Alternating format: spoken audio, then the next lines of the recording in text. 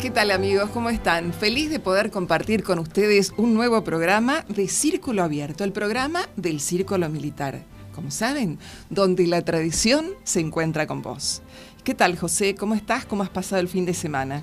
Muy bien, Lili, muchas gracias. Contento de estar nuevamente con la audiencia. Bueno, hoy vamos a presentar, dentro de la temática de Malvinas, un programa distinto. Cuando era el conflicto, todo el mundo pensaba y estaba detrás de los partes de guerra. ¿Qué pasaba con nuestros soldados, tanto en tierra, en aire, en mar? Pero nadie pensaba de una actividad que algunos llevaban adelante, las escuchas. Y de eso se va a tratar este programa. De un grupo de hombres que tenían coraje, ingenio y silencio. Estamos hablando del grupo Cóndor. Y hoy tenemos a dos representantes, al coronel Luis Enrique Rábago y al capitán Eduardo Cerruti, que nos acompañan. Pero José se va a encargar de las presentaciones. Gracias, Lili. Efectivamente, nos acompaña el coronel veterano de guerra de Malvinas, Luis Enrique Rábago. Ingresó al Colegio Militar en marzo de 1960 y egresó como subteniente del Arma de Comunicaciones en diciembre del 63. Prestó servicios en el Destacamento de Comunicaciones 2, Compañía de Comunicaciones 10, Liceo Militar General Belgrano, Colegio Militar de la Nación, Facultad de Ingeniería del Ejército, donde se graduó como ingeniero militar en informática. Como oficial jefe prestó servicios en la Compañía de Comunicaciones 3, desde 1980 a agosto de 1982, y en la Dirección de Informática del Ejército. Se ha desempeñado como agregado de defensa en el Estado de Israel y fue director de informática del Ejército. Entre sus recompensas y condecoraciones mencionamos la medalla del Honorable Congreso de la Nación a los combatientes de Malvinas y el distintivo de la campaña El conflicto armado con el Reino Unido de Gran Bretaña por la recuperación de las Islas Malvinas. Fue designado jefe honorario de la Compañía de Comunicaciones 3, que condujo en las Islas Malvinas. Está casado con la señora Esther Guadalupe Rossini y tiene un hijo, Ignacio. Bien. Bueno, coronel, cuénteme, ¿cómo fue la participación de la Compañía de Comunicaciones 3 en el conflicto de Malvinas? ¿De dónde venían? ¿Qué llevaban? Muy bien. Desatado el 2 de abril, la Compañía de Comunicaciones 3 era el elemento de comunicaciones, el órgano de comunicaciones de la Tercera Brigada de Infantería, con asiento en Curuzú, Cuatiá, Corrientes. En ese, como una unidad del comando de la brigada, recibimos la orden de prepararnos para marchar al sur de la República Argentina. Fundamentalmente para dar la seguridad estratégica operacional en la línea, tomada sobre la ruta 3, entre Comodoro Rivadavia y Río Gallego. En el continente. En el continente. Bien. ¿Qué materiales llevaban a las islas? Y bueno, ante determinadas circunstancias, ¿qué es lo que llevaban y no pudieron transportar a las islas?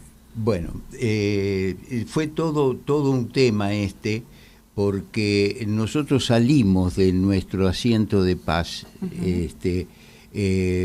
para cumplir una misión en el continente, y de repente nos dieron la orden de pasar a las islas. Pero gracias a Dios habíamos llevado material, y además en la región, en el sur de la República, que hay otras unidades de comunicaciones, nos dieron equipos de campaña que Claro, ayudaron a llevar adelante la misión. Efectivamente. ¿Y cuál era la misión que tenían en las islas? Porque ustedes primero se había planteado algo en el continente, pero sí, después en las islas... Sí, en las islas teníamos que apoyar desde el punto de vista de comunicaciones al comando, al comandante y al comando de la Tercera Brigada para que dirigiera, sí, condujera a las unidades dependientes.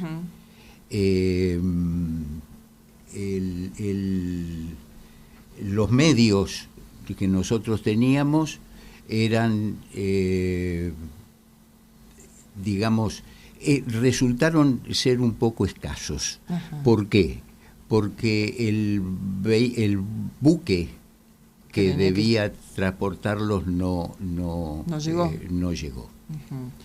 ¿Y cuál era la misión de un centro de comunicaciones en las islas? Bueno, un centro de comunicaciones. El centro de comunicaciones es un grupo de hombres del arma de comunicaciones y equipamiento radioeléctrico, telefónico, digamos, elementos de comunicaciones para brindar ese apoyo de comunicaciones al comandante de la brigada y al resto de su Estado Mayor. ¿Y cómo surge este Grupo Cóndor? Porque dentro, digamos, de lo que era la Compañía de Comunicaciones 3, estamos hablando de un grupo específico. Sí, Grupo Cóndor. ¿Cómo sale el nombre, además? Es un nombre que nos lo pusimos nosotros por un accidente, digamos. A ver, ¿cuál fue? Sí, es muy satisfactorio, nos llena de alegría poder hablar del Grupo Cóndor.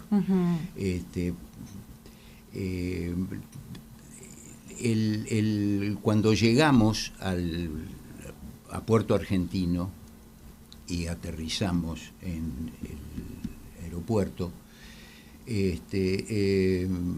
lo hicimos bajo una tormenta realmente importante. Nevisca, viento, lluvia, atípico. Sí.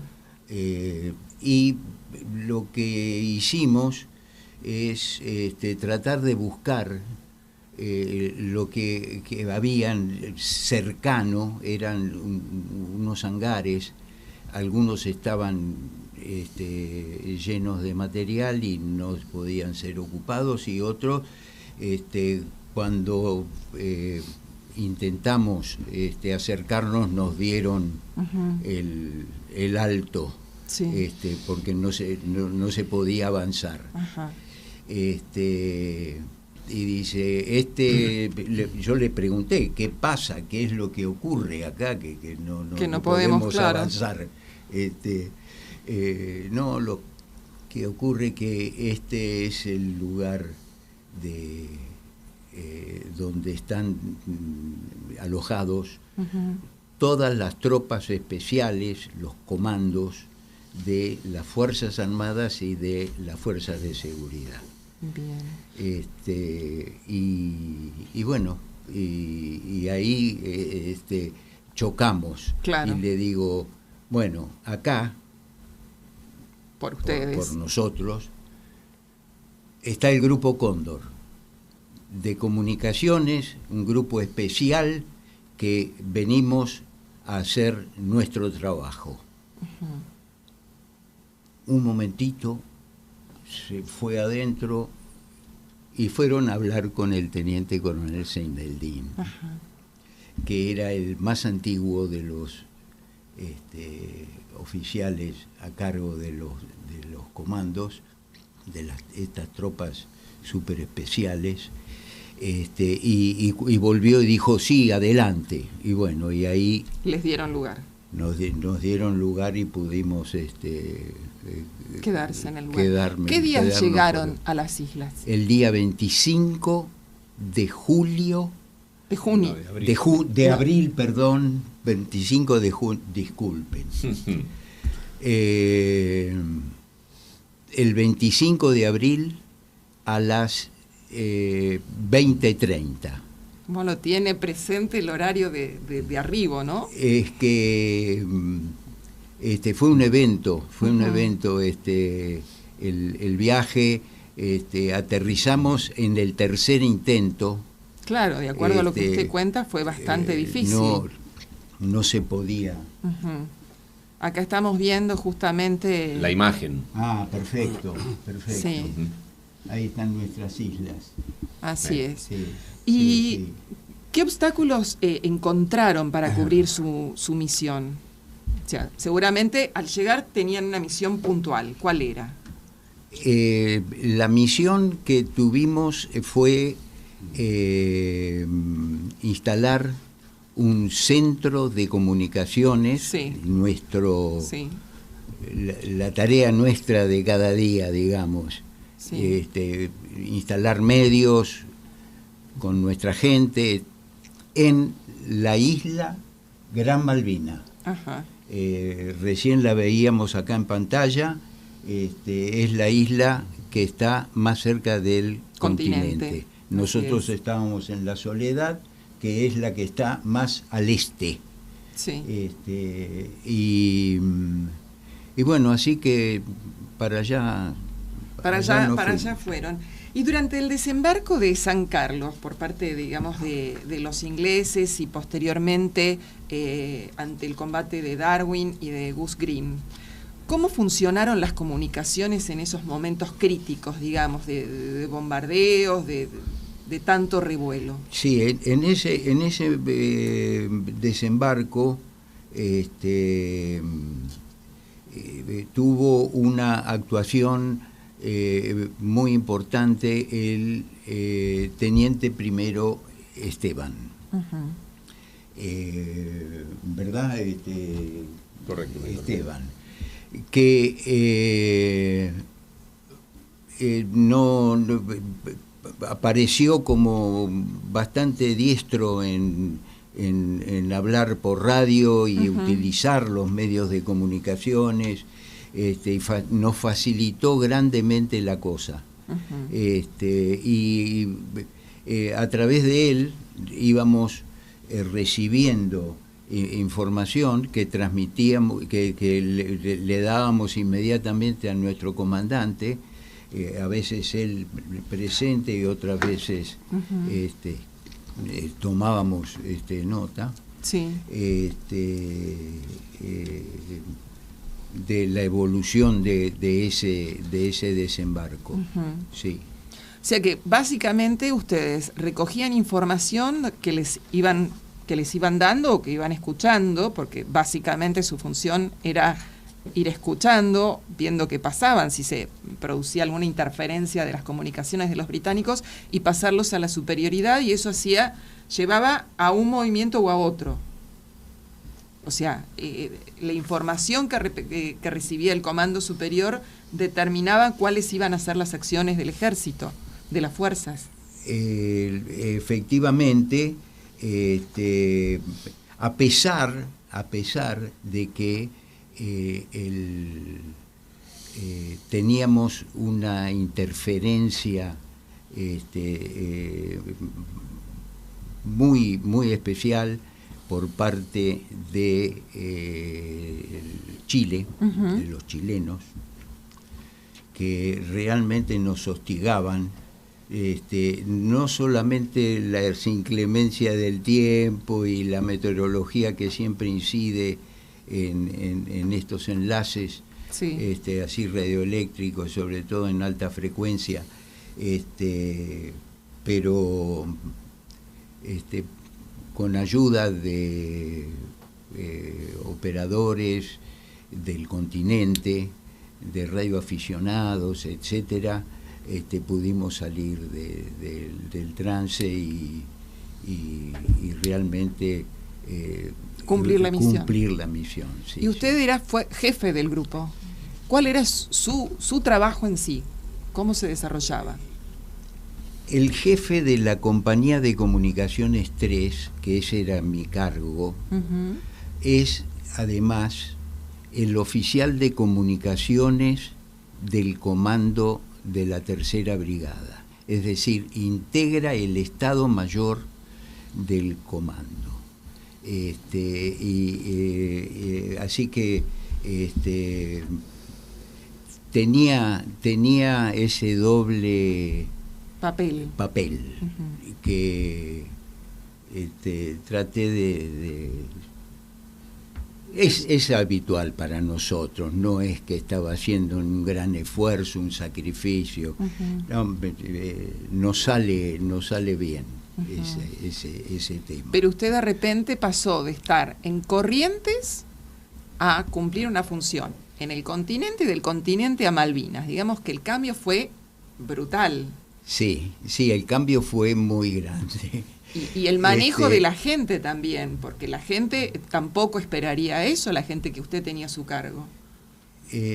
Sí, es verdad, todo eso que usted dice es prudente, pero no contaban con nuestro amor por lo que hacíamos y por las convicciones que teníamos. Y el profesionalismo desplegado en la misión. Efectivamente. Seguro. Éramos un pequeño grupo, no éramos más de 35. Uh-huh, uh-huh.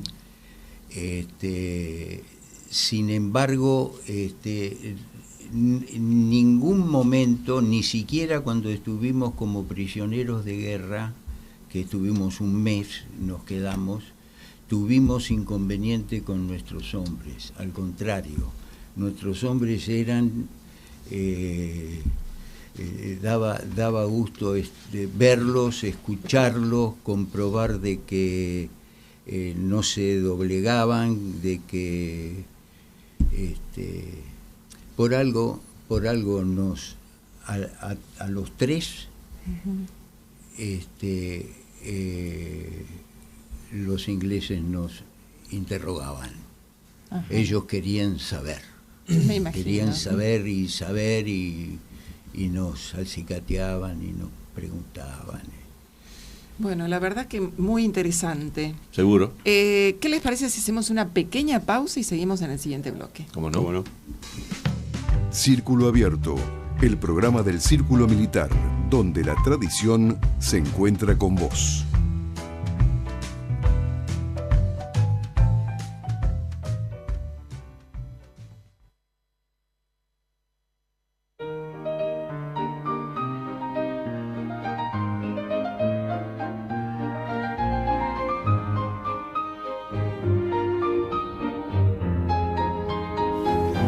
Y al comenzar les dije que teníamos dos invitados. Nuestro siguiente invitado es el capitán Eduardo Cerruti. ¿Qué tal, capitán? ¿Cómo está? ¿Qué tal? Muy buenas tardes. Bueno, José, contanos un poquito de la vida del capitán. Va a ser un gusto presentarlo porque es mi amigo. Aparte que son compañeros, creo, de promoción. Eduardo Cerruti ingresó al Colegio Militar en febrero de 1978 uh-huh. y egresó como subteniente del Arma de Comunicaciones en noviembre del 81, 4 meses antes o 3 meses y pico antes del 2 de abril, y fue destinado a la Compañía de Comunicaciones 3 de Curuzú-Cuatiá como jefe de sección de comunicaciones.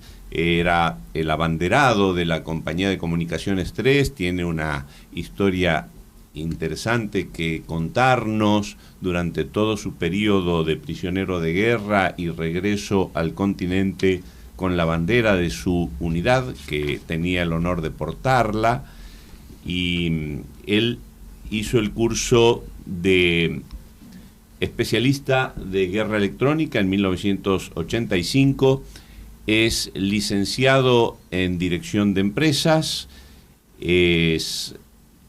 tiene la mención Orden de Comunicaciones Chasqui de Guerra y de Oficial de Órdenes de su arma, y la medalla honorífica Diploma de Honor y Sable de Oficial por su actitud para el combate al rescatar la bandera de su unidad, que vamos a pedirle que nos relate luego esa historia interesante.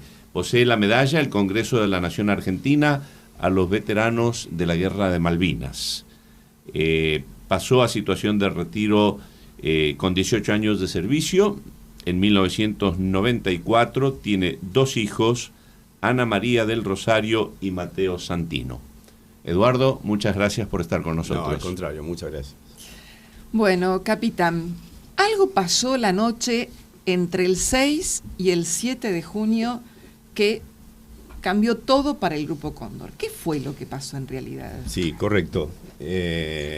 Nosotros veníamos con una actividad relativamente tranquila porque después de lo acontecido del desembarco inglés el viernes 21 de mayo y habiendo tomado el control sobre todo lo que era el estrecho y demás, nuestro trabajo de comunicaciones se vio mermado, pero en la noche del 6 al 7 de junio de 1982,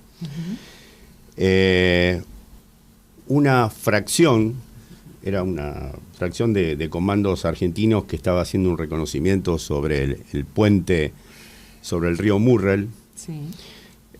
Son emboscados por una fracción de comandos de ingleses. Ahí tuvieron un encuentro de más o menos unos 40 minutos de combate y en una forma que todavía nos sorprende al día de hoy, porque estábamos hablando de gente muy entrenada. Estoy hablando de los ingleses, ¿no? Estoy hablando de los ingleses, claro, los nuestros también, por supuesto. Sí, sí, sí. Pero lo que nos llamó la atención, que gente tan entrenada, y siempre bajo ese concepto que cuando uno está, los hombres de comunicación están sobre las primeras líneas, y hay algo que no tienen que llevar encima, es documentación, y si entra en contacto con el enemigo, inmediatamente destruir todo el material, bueno, en este caso de eso se ve hasta en las comunicaciones. películas, ¿no? Claro, bueno, no lo hicieron, en una contraemboscada que terminan haciendo nuestros comandos, los ponen en fuga a los ingleses y abandonan todo el material que llevaban. Estoy hablando, cuando digo todo, 8 mochilas, 8 bolsas de dormir. Salieron espantados. Abandonaron documentación, abandonaron 2 equipos de radio.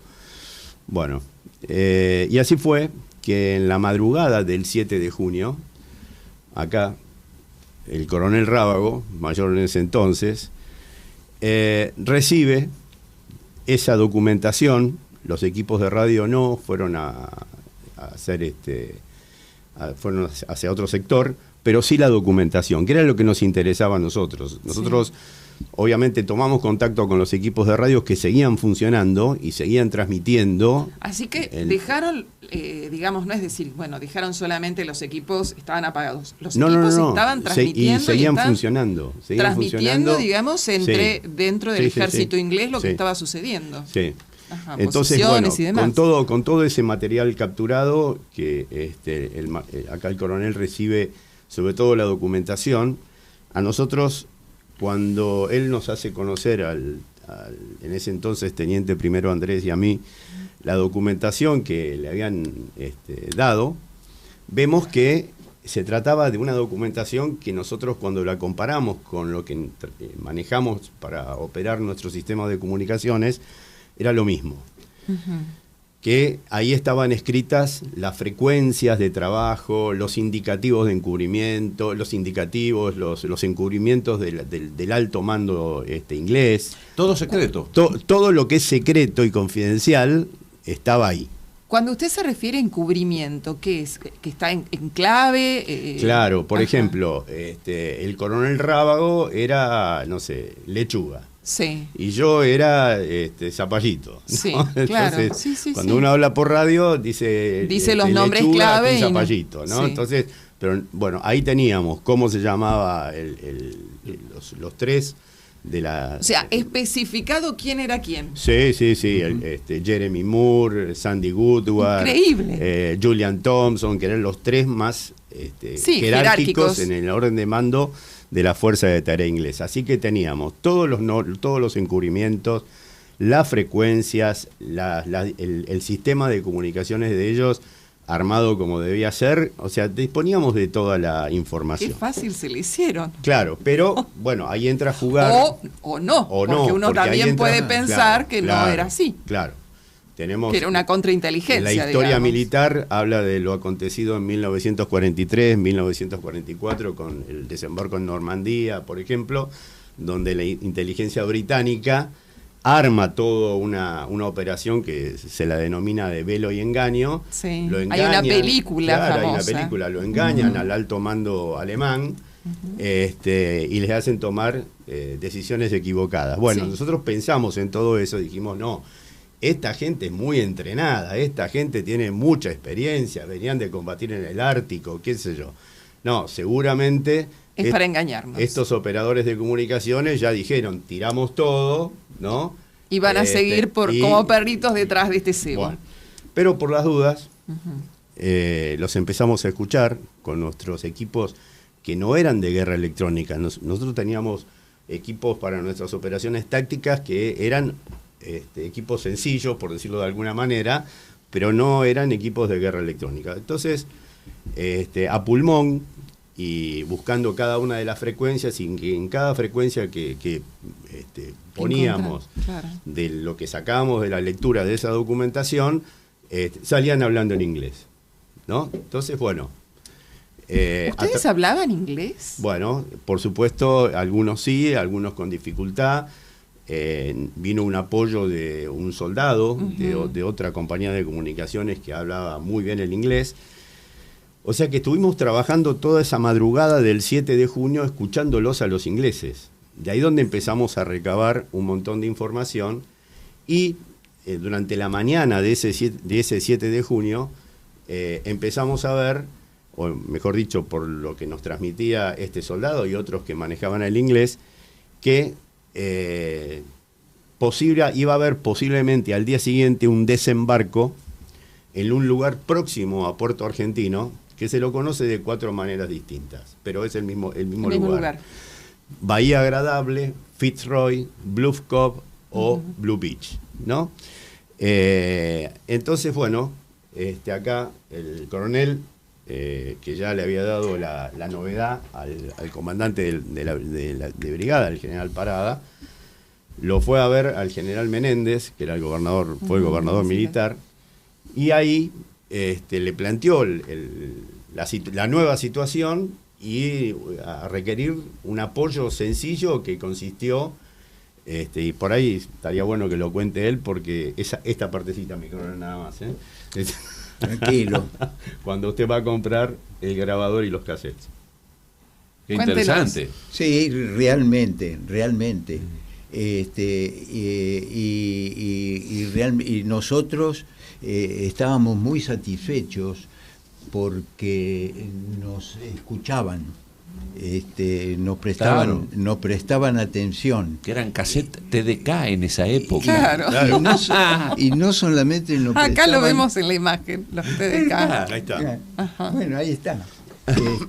No solamente nos prestaban atención, sino que me le dieron entregó, y me fui a comprar a un PX, le llamaban un kiosco, un almacén. La generación de ahora no sabe lo que es eso. Bueno, supongo que sí. Creo que la vimos, la radio.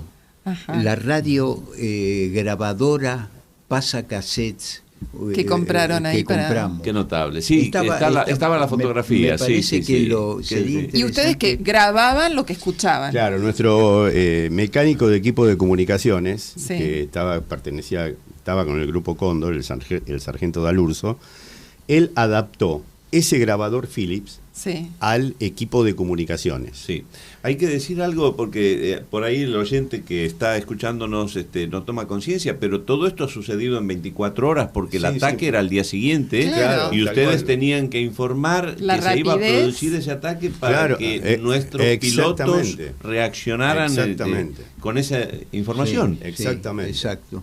Fue así. Y ahí Lili un poco empalma con el primer programa de esta serie, con aquel piloto de la Fuerza Aérea y el Exactamente, piloto de- aeronaval que se encontraron de golpe con los barcos en Bahía Agradable, hasta tuvieron que regresar porque Sí, pasaron sí, sí. en una fracción de segundos que se los ve prácticamente en una fracción de segundos y se lo Sí, deja sí, ver. aparte, digamos que tenían que maniobrar muy bajo para que los radares británicos no Eran lo 900 tomaban. 900 kilómetros por hora cuando pasan por encima Rozando de la y rozando. Exactamente. Sí, sí, Bueno, sí. como bien dijiste, durante la madrugada uno empieza a recabar información de acuerdo a las traducciones que hacían estos soldados, Sí.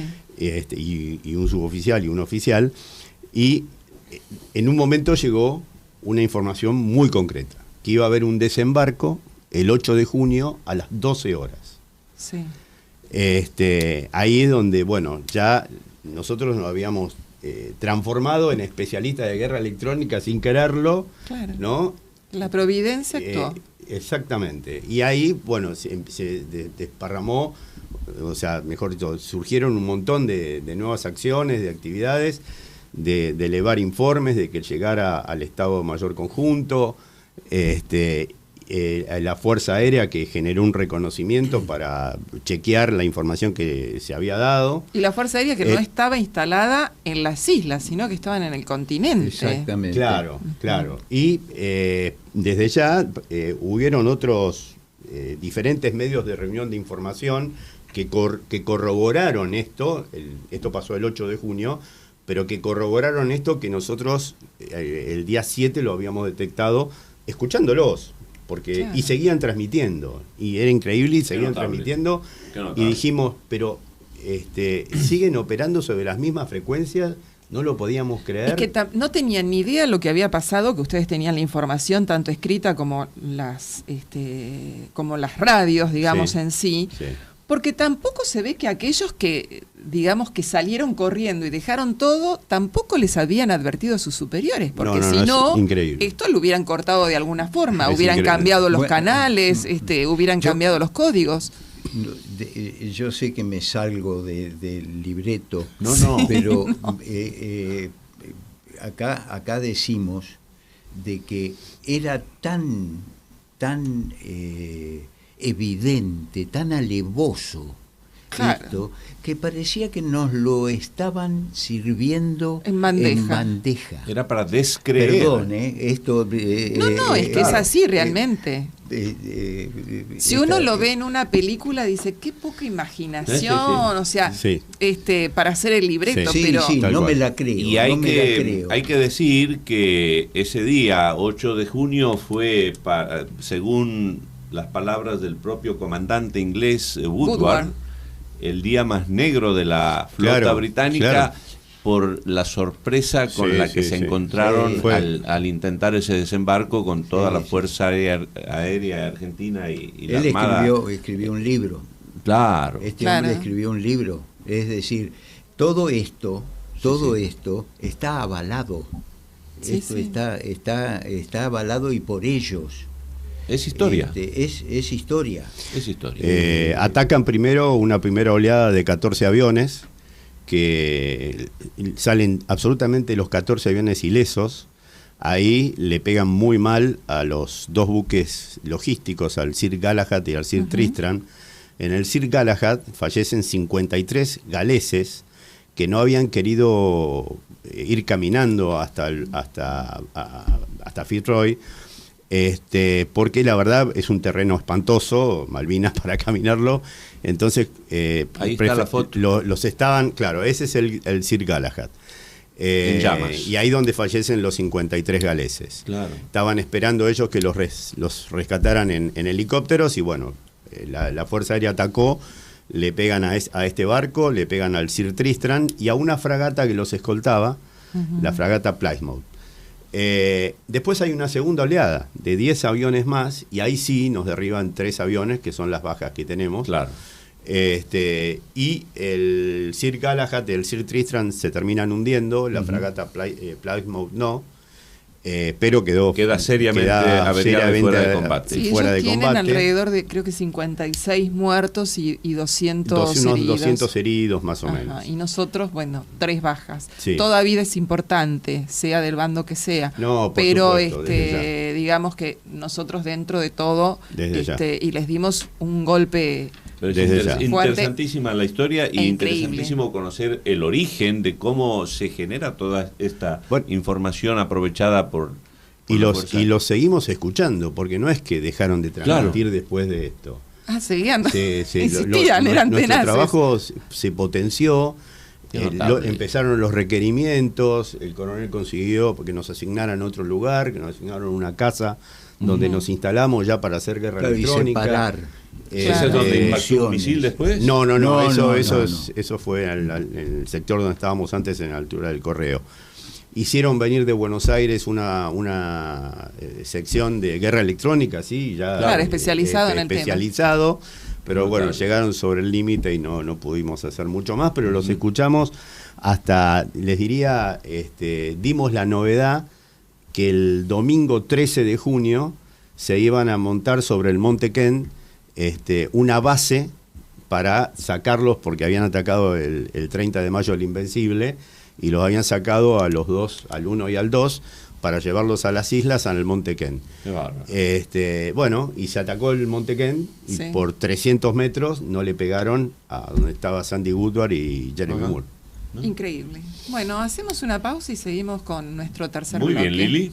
Z Films presenta la nueva gran ópera prima del cine italiano.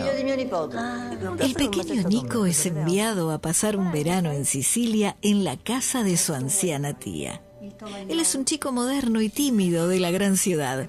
Ella, una anciana apegada a la tradición.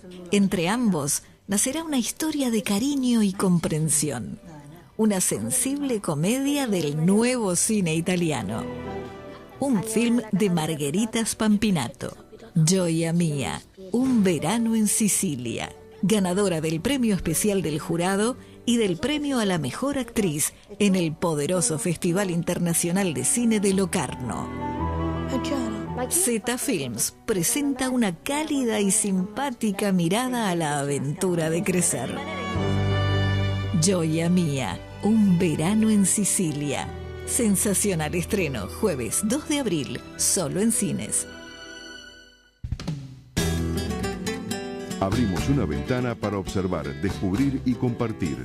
Un recorrido posible, un lugar, una escena, una idea, una conversación que se despliega sin prisa, con atención al detalle y al contexto.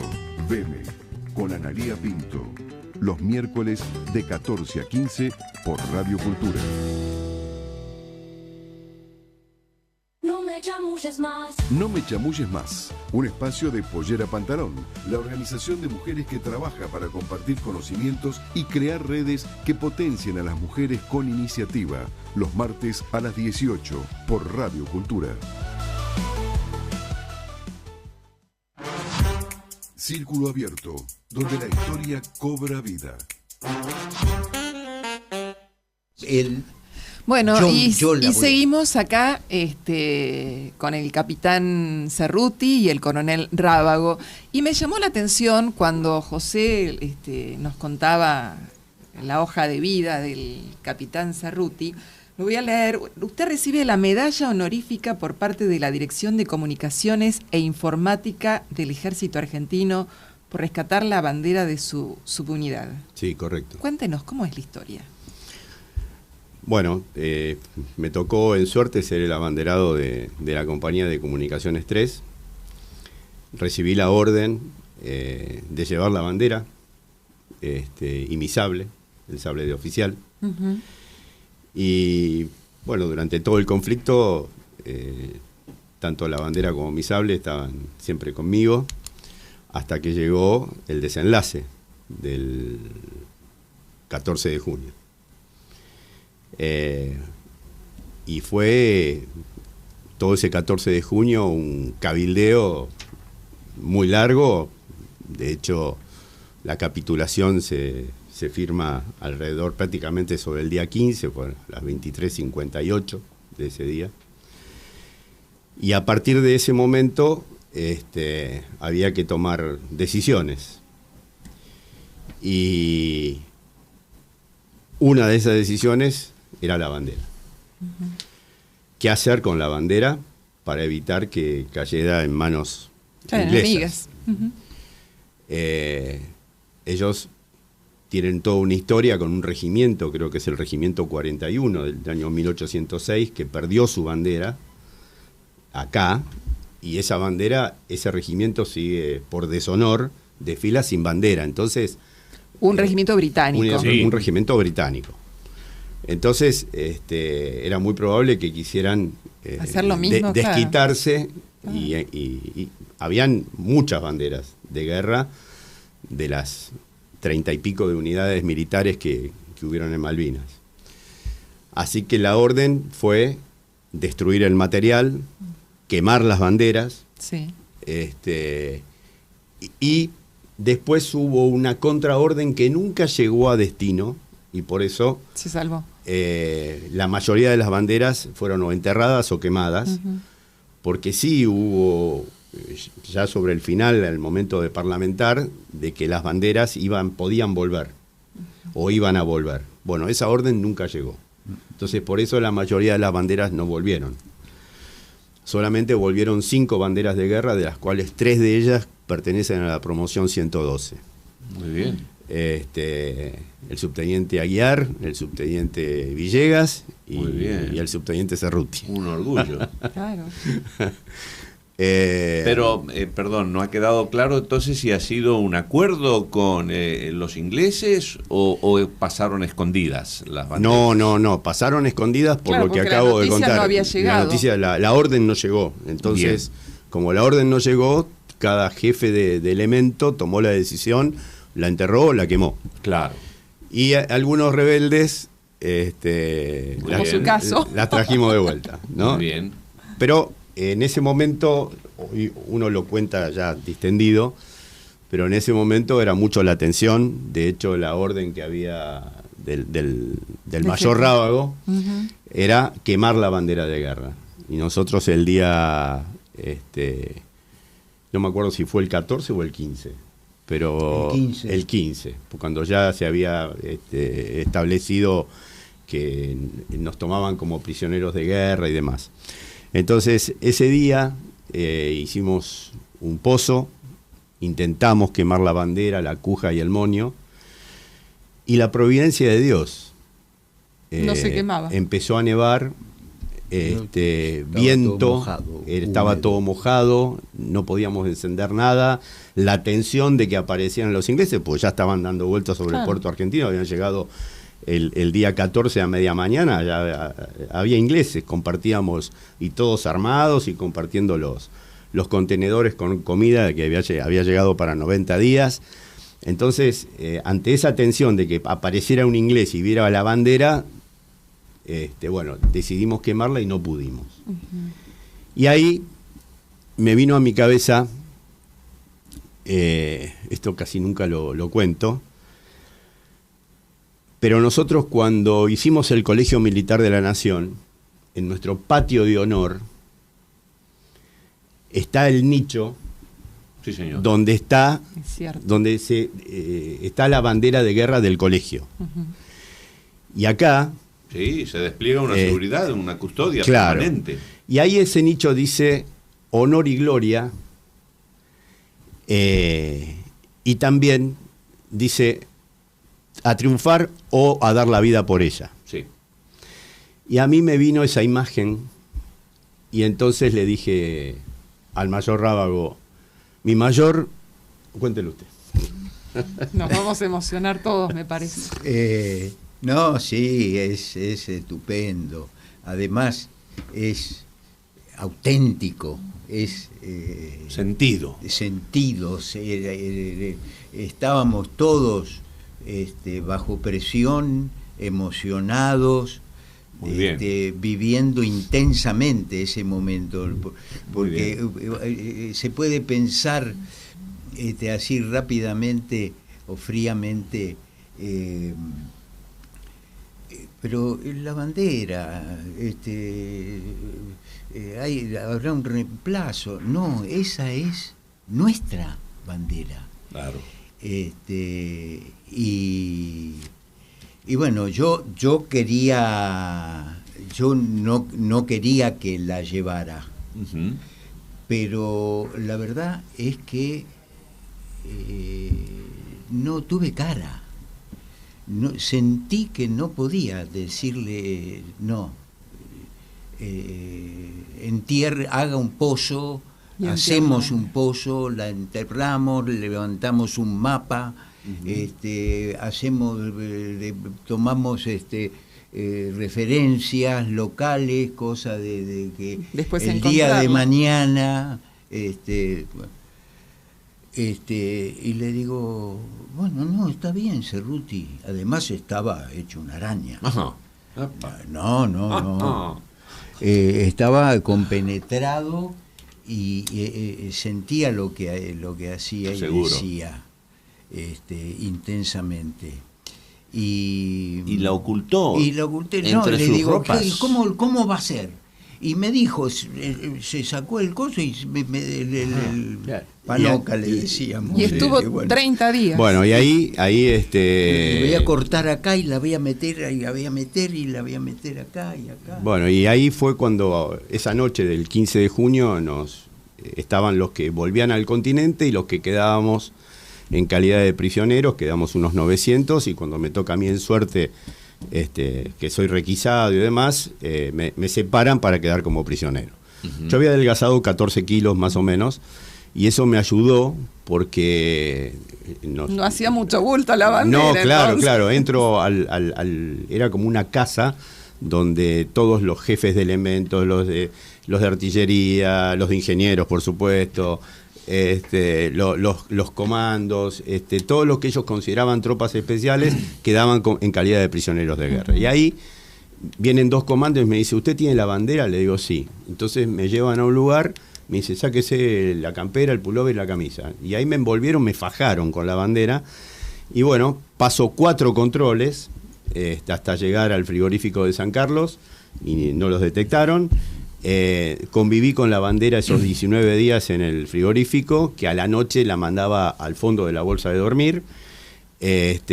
Nunca nos revisaron los elementos, y después cuando llegamos al barco, ahí sí, esa fue la requisa más severa, claro. Porque debíamos desvestirnos. Y bueno, yo en el campo de prisioneros había leído la Convención de Ginebra, y establece que mientras yo no haga ostentación con la bandera no me la podían sacar.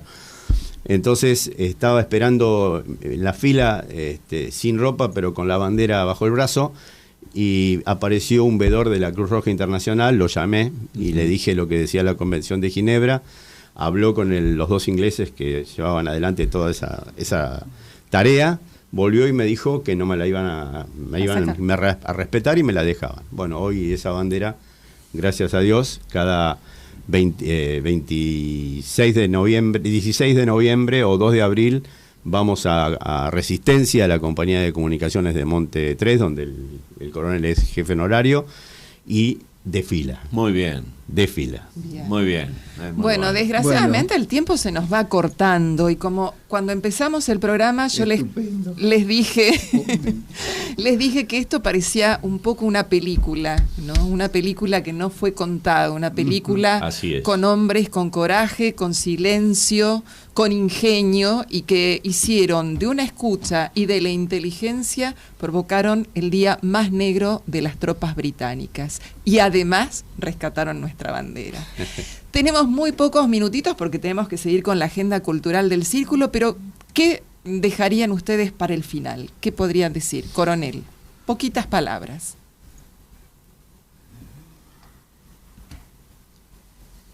Yo había preparado algo y no.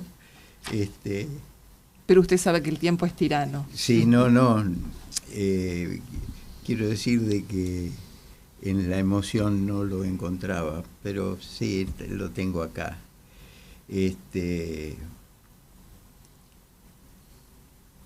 Creo que estamos orgullosos, todos, el grupo Cóndor seguro, y nosotros tres, más los oficiales, y tanto Cerruti como yo, orgullosos de ser hombres de comunicaciones.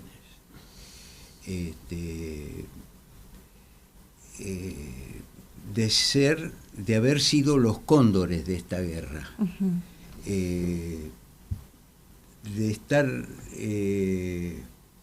presente en los momentos en que se nos requirió, y también orgulloso de haber tenido la suerte de inspirarnos para aprovechar las vulnerabilidades que nos dio nuestro enemigo. Bien. Creo que lo de la escucha de Bahía Agradable fue para nosotros una cocarda. Nos autofelicitamos, seguro que sí, de haber muy hecho bien. semejante cosa. Ya lo creo. Pero creo que hemos tenido mucho éxito, porque la previa era, las señales que daba la previa eran que nos estaban haciendo entrar en un camino que terminaba en un bloqueo y que no nos llevaba a ningún lado. Pero los coronó el éxito. Capitán, 2 palabritas nada más. Muchas gracias, la palabra es la del jefe la que cierra. Muy amables. Bueno, José, no nos podemos ir sin... En primer lugar, agradecerles que hayan transmitido esta historia a la generación actual, que no conocen los detalles de la guerra que hemos vivido y que los reciben de ustedes, que han sido quienes la protagonizaron y que es tan valiosa para incorporarla al acervo histórico de la Argentina y de la generación que aprende de ustedes. Así que muchas gracias. No, al contrario. Bien. Al contrario. Bueno, si tenemos 2 minutos, presentamos la agenda cultural de la semana del Círculo Militar. Vamos a anunciar que tenemos visita guiada el día martes, esto es mañana, a las 15:30, y también el jueves a las 15:30, además de los cursos que normalmente dictamos en Cultura. Ahí tenemos la agenda cultural. Y tenemos el sábado desayuno con historia del profesor Lázari. Desarrollamos Pringles Suárez y Olavarría, coroneles de la independencia, un tema interesantísimo para no perdérselo. Otra visita guiada a las 11:30 el día sábado, y este fin de semana tenemos la Gala Lírica Show, El Fantasma de la Ópera, que vuelve a nuestro Salón Levalle. Ahí tenemos imágenes del Fantasma de la Ópera en el ángulo superior derecho de la pantalla. En el cuadro anterior tenemos tango con el cuarteto Horacero, y a la izquierda de la pantalla tenemos imágenes de las visitas guiadas. Todo espectacular. Les recomendamos que se acerquen por el Círculo Militar, y además el 9 de junio, como dijimos, simultáneas de ajedrez a cargo del maestro internacional Facundo Quiroga. Muchas gracias. No, al contrario. Bueno, y como saben, siempre los esperamos aquí en Radio Cultura. Recuerden también los beneficios que tienen por ser socios del Círculo Militar. Cualquier cosita pueden ingresar en la página www.circulomilitar.org.ar. Y los esperamos el lunes acá, en el lugar de siempre, a las 17 y también en nuestras redes sociales. Que tengan una muy buena semana. Gracias. Gracias.